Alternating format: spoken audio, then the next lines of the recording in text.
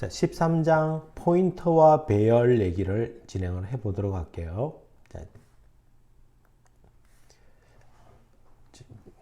우리가 저 앞에 11장 내용에서 배열이라는 걸 배웠어. 배열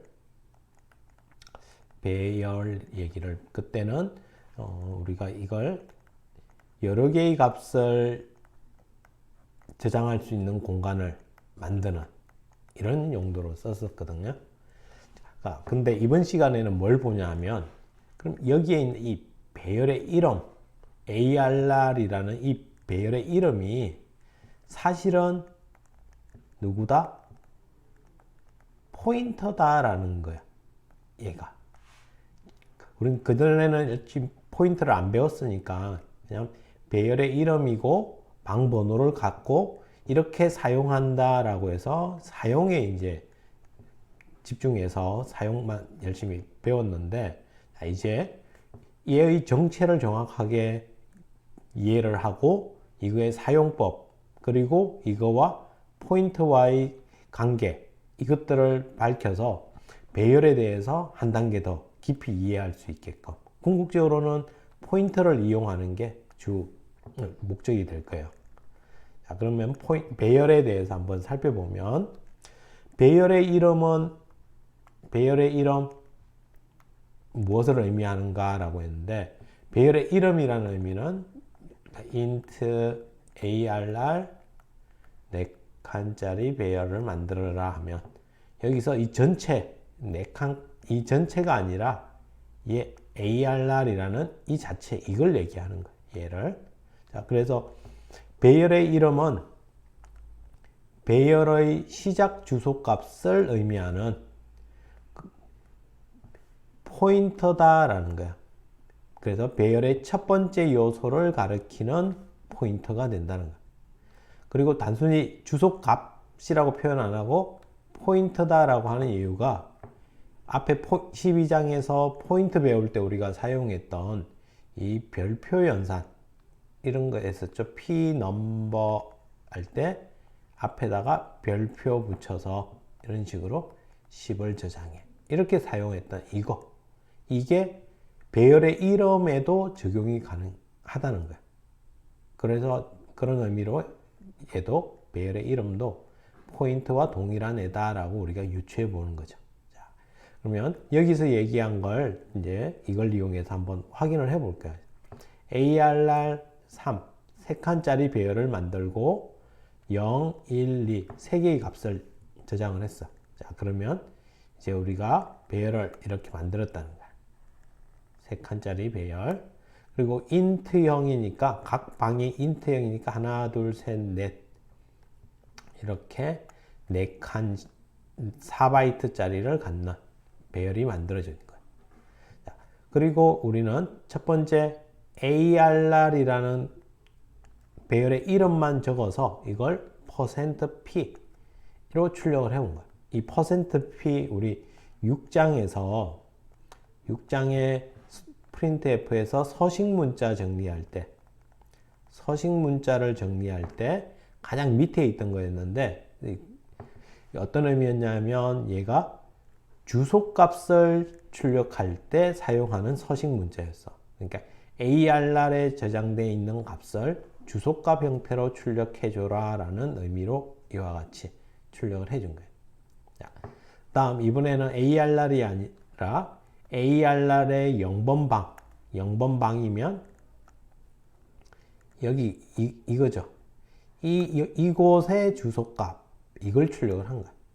다음에 앞에는 ARR이라는 이름만, 그냥 ARR이라는 이름만 했을 때 나오는 값, 이거. 그 다음에 0번방의 주소값 했더니 이거.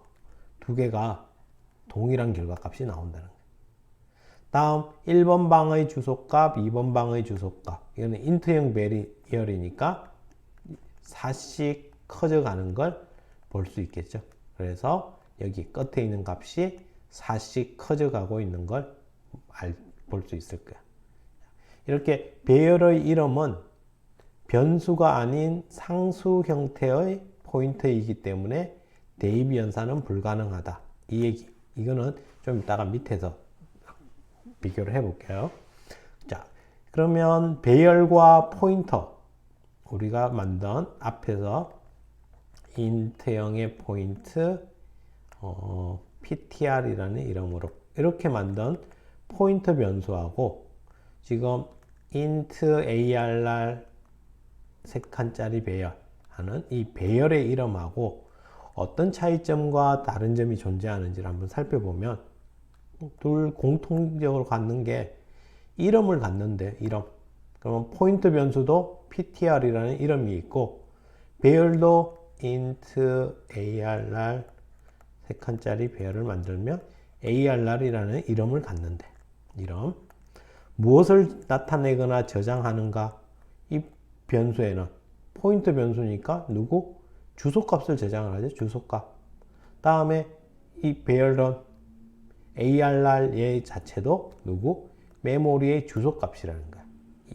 몇 번 방의 의미가 아니라 이 이름 이 자체의 의미하는 거예요.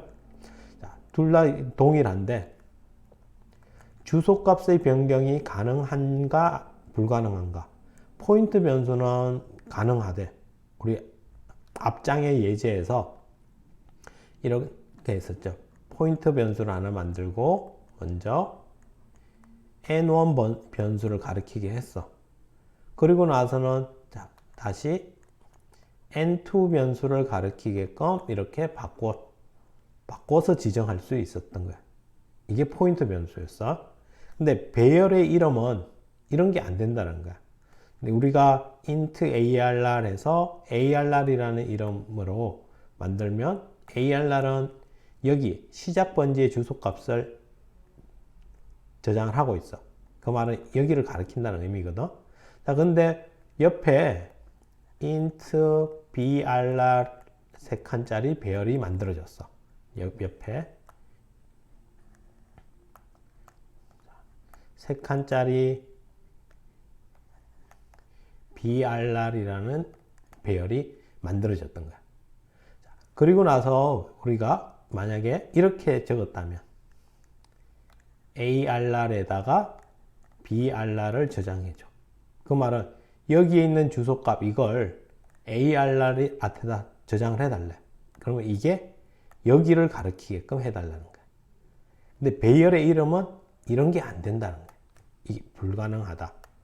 그 말은 배열은 한 번 만들어지고 나면 이 배열의 이름은 이 프로그램이 끝날 때까지 이곳만 지정한다는 거. 이걸 얘기해 주는 거야. 여기에서 상수 형태의 포인터다라는 거. 한 번 값이 지정이 되면 더 이상 바뀔 수 없다라는 의미를 갖는다는 거야. 이게 배열의 이름과 포인터 변수와의 가장 큰 차이점이 이 한 가지 사실이에요. 그 외적으로는 거의 대부분 동일하게 적용되는 걸 이 뒤에서 확인해 볼 수 있을 거예요. 자, 그러면 1차원 배열 이름의 포인터형 이게 뭐였냐 하면 우리 어제 int형의 포인트 ptr 이렇게 적었다면 여기 앞에 적힌 이걸 우리 포인터형이라고 얘기했었거든. 이 포인터형은 어떤 의미였냐 하면 이 포인터 변수가 가리킬 대상 그 종류를 얘기하는 거였어. 이게 포인트형이었다. 그러면 이제 우리가 배열을 만들 때 int arr 4칸짜리 배열을 만들어. 이렇게 했을 때 그러면 얘는 배열의 이름이지만 사실은 포인터와 같다고 했지. 그러면 arr이라는 얘는 누구를 가리키는 포인터형일 거냐? 앞에 있는 배열의 자료형 int형을 가리키게끔 만들어진다는 거야. 그래서 배열을 1차원 배열 이름의 포인트형을 결정하는 방법은 배열의 이름이 가리키는 변수의 자료형 이걸 근거로 판단을 한다는 거죠. 다음 그러면 어떻게 우리가 int형 변수를 가리키면 그 배열의 이름은 int형의 포인트가 된다는 거고 w형 변수를 가면 w형의 포인트형이 된다는 거예요. 그래서 int arr1에 5칸짜리 배열하면 arr1은 어떤 의미냐? int형의 포인트다 라는 거고 W형 ARR2의 7칸짜리 배열은 이 ARR2는 W형의 포인터와 같은 의미가 된다는 거예요. 그럼 이제 이걸 이렇게 적어 놓고는 얘를 W형의 포인터로 생각하고서 사용을 해본 여기에 int형 배열과 W형의 배열을 만들었어. 그리고 자, 만들면 이렇게 될 거야. ARR1이라는 이름의 정수형 3칸짜리 배열 1, 2, 3이 나왔을 거고, 다음 ARR2라는 배열이 하나 또 만들어지면서 여기에 1.1, 2.2, 3.3 이렇게 저장이 되어 있어. 그러면 우리는 이제 자 ARR1은 배열의 시작 번째의 주소 값이니까 ARR1은 int형. 그러면 첫 번째 방 이곳의 값이 되겠지. 얼마? 1이라는 값이 출력이 돼. 다음 ARR2 시작 번째의 주소값 여기니까 W형의 포인트니까 첫 번째 이 방이 돼서 1.1이 출력이 된다는 거예요. 이번에는 ARR1의 값 이곳이 되겠지. 이곳에다가 100만큼 더 증가시켜 주래. 그러면 101. 또 이곳에다가도 얼마? 120.5를 더해 주래. 그러면 121.6이 돼서 저장이 돼. 그래서 이번에 출력은 그냥 배열 형태로 해서 출력을 해봤더니 101과 121.6이라는 값이 나타난다는 거. 이렇게 해서 배열의 이름을 가지고서 포인터로 이 연산자를 사용을 해본 예제가 되겠지. 그래서 포인터를 배열의 이름처럼도 쓸 수 있다라는 의미가 되는데, 자, 여기서 지금 AR 3칸짜리 배열을 만들어서 이제 사용을 하는 건데, 이렇게 만들고 나서 포인터를 이용해서 이 배열을 연결을 지어주면, 그러면 그 포인터 이름도 이런 식으로 배열처럼 사용을 해볼 수 있다는 거야. 그럼 밑에 예제를 바로 보면 ARR이라는 이름으로 단둘 3칸짜리 배열을 만들었어. 15, 25, 35 이렇게. 자, 그 다음 int형의 포인트 변수를 하나 만들었네. int형의 포인터 ptr이라는 포인트 변수를 하나 만들었는데, 얘는 누구를 가리킨다?